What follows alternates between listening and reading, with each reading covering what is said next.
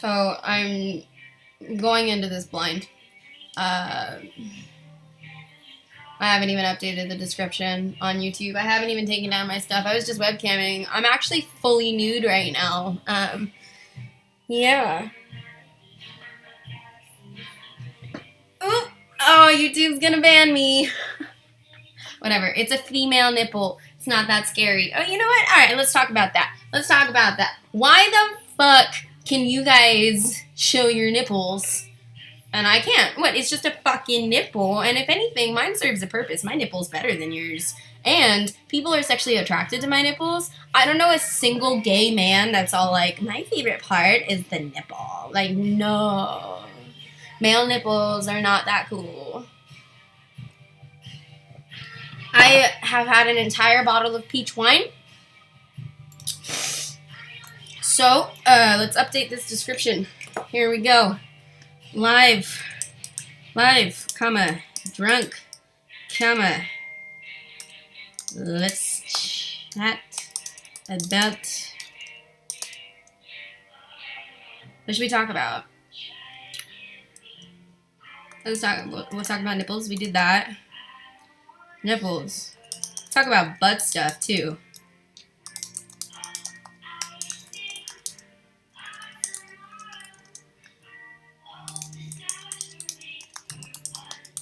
Okay, alright, perfect.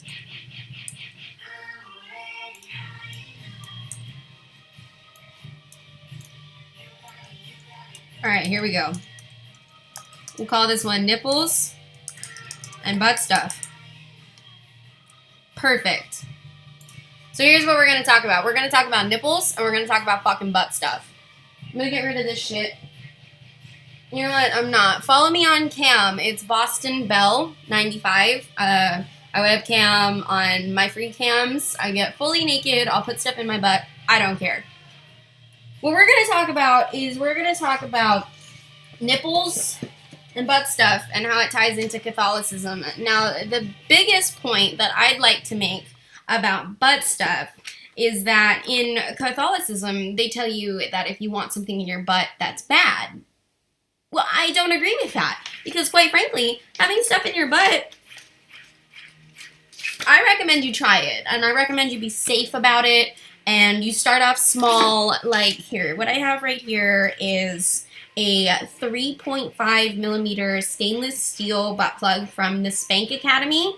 If I remember, I'll put her link in the description, but I probably won't, so don't look for it. It's the Spank Academy. She makes awesome butt plugs and tails and anal hooks and like anal beads and crazy shit. Whatever you're into, I totally recommend her for butt stuff. Butt stuff is fun. It's taboo. It's not allowed. What I've heard from a couple different male partners I've had is that the reason they like butt stuff is because it is taboo and they know that it hurts us. So by us giving them that access to such a sacred and, foreign place, it's a big symbol of how we trust in their manhood, So butt stuff's interesting because it does give men a little bit of a power trip. But now women, what I tell you is that if you do enjoy butt stuff, own it. That's your pleasure. That's your fetish. That's yours. You're the one that likes butt stuff. Just because he gets a little victory every time he gets to put it in your butt, you're the one that requested it in your butt. You wanted it. It's yours. Take it. Own that. Same thing every time you have a one-night stand. You're not a slut. Or, well, maybe you are. I don't know you. But you're not slutty in the societal term. You're just a free, loving woman, and you wanted to get some fucking dick. And you know what? I'm proud of you. We could talk about my hoe days for hours. I was quite the whore. Not a slut, a whore, because I was good at it. And that's your difference. And also, whores are usually paid, and I am a stripper, so I am a sex worker, so I do get paid, so I'm a whore. If you want to be a slut, I'm cool with it. I have no judgments, no negative... I'm cool with it. Do whatever you want to do. For one, I love prostitutes. Prostitution is just like the coolest thing. and I have a lot of respect for it, but whatever. What's this? Chat messages will be flagged in chat for your moderators to approve. No, that's fine. Y'all just live chat. There's one of you watching. That's interesting. Now, nipples and butt stuff and how it ties into Catholicism. What else can we say about nipples and butt stuff? So, I would say, you know, I'm not sure exactly when clothing became a thing, but for most of human history, we've actually wandered around fully naked. So when did it come into play that the female nipple was suddenly taboo? Comment any ideas. I'm interested. Now, what we went over in the mermaid one was the separation of Pangea, and we learned that it wasn't until 50 to 70,000 years ago that everyone lived on, we were all black, essentially. So if it was that recent that we started seeing white genes in culture, when did we start sexualizing women? Now, prostitution is the world's oldest profession, so women have been sexualized essentially since the dawn of time, but women are sexy, so that's fair. I understand it. But when did it shift? You know how we see in traditional paintings on Greek vases, or really any sort of older style art media photos. I've had a lot of wine, you know what I mean? Paintings, shit like that. Black people weren't a big deal. They were just there. They were a part of whatever. They existed. It was actually mostly black slave owners in Africa that were selling their own people. So when did we make that shift? Of when did black people become property? We can estimate it was probably around 14... I would estimate between the 14 and 1600s that slow shift started of black people are actually property. And then I would say it was probably during or before that time that women were sought or seen as more of property. Because in Norse culture, and we know the Norse culture outlives significantly the UK, and even more so, of course, the United States. And, oh, hello, dog. Hello.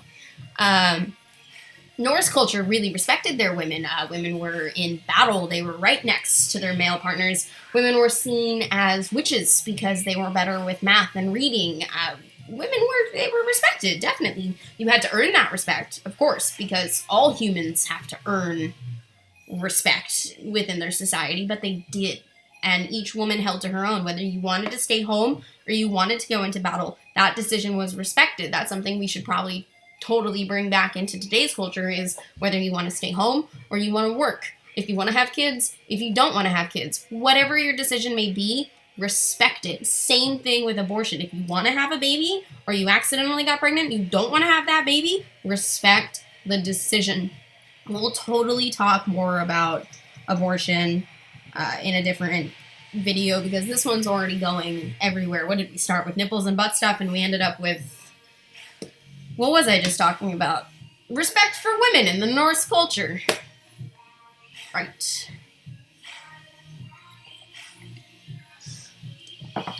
So, I'll have you picture this scenario. There's guy A, and there's guy B. Now, guy A is living in 13th century London Central. He is a 40-year-old white male with a wife and 4 children. 2 children who didn't make it, but he has 4 current living children. And now guy B is Norse, living in same 13th century. He is deliciously sexy with long blonde hair that's shaved on both sides, so it's just a long braid. and he's covered in tattoos. He's just gorgeous stick and poke original tribal tattoos, and his pectorals just seamlessly feed into the biceps. And Guy B is just my vape pen. Anyway, Guy B is pagan. Guy A is Christian. Here's the scenario. They are both married to the love of their life. They're devoted husbands, and they have been married to their wives for years. We went over Guy A has 4 children. Well, Guy B has 2 children. He has 2 daughters, so he's praying for a son, because in Norse culture, you did really want a boy to pass on that genealogy. Same thing with the, traditional UK culture, but you know what? No, same thing. Same deal. So both wives become pregnant. Both guys are excited. Woohoo! We're having another baby. Guy A's like, great. I'm trying to get more farm hands because he's a farmer. He needs more farm hands. He needs the help. Of course, he's excited of another child, either gender. And Guy B is very excited for a son. He wants to pass on his genealogy, and his wife says, I feel it. This one's a boy. Both guys are excited. Both wives are pregnant. 4 months into pregnancy, extreme hemorrhaging. She's just bleeding. It just... Picture the heaviest period you can times 12. Like, it's just gushing out, and she's screaming in pain. And there's 2 options. There's remove the fetus with horrible traditional technology. Go in, rip it out. There's remove the fetus, or there is watch your wife bleed out and die. Now, Guy B does everything in his power to save his wife. He devises a long metal rod structure with a hook and widens the cervix to the uterus and removes the fetus, and with pressure, time, and healing, the hemorrhaging stops, and he has his wife. Guy A says removing the fetus is an abomination of God, and there's no way we will do that. And Guy A's wife dies, bleeds to death, and fucking dies. And now he's left alone with 5 kids. Now, this situation seems extreme, of course, because this is the 13th century, but now what if I told you this happens every day? Every single day, women discover that they're pregnant. They do not want a baby. They are not ready for a baby. They are stuck with a baby. That baby is unloved. It's very sad. There are, every day, women who love their fetus. They have names for it. They've been painting their nursery. They're unbelievably excited when suddenly the baby has no spinal cord. What are you going to do? You're going to birth a kid with no spinal cord? No, because he's not going to live. There's no brain activity. The fetus is dead. So you have 2 options. You have remove the fetus or die. And what I find really fucked up is when a culture says die.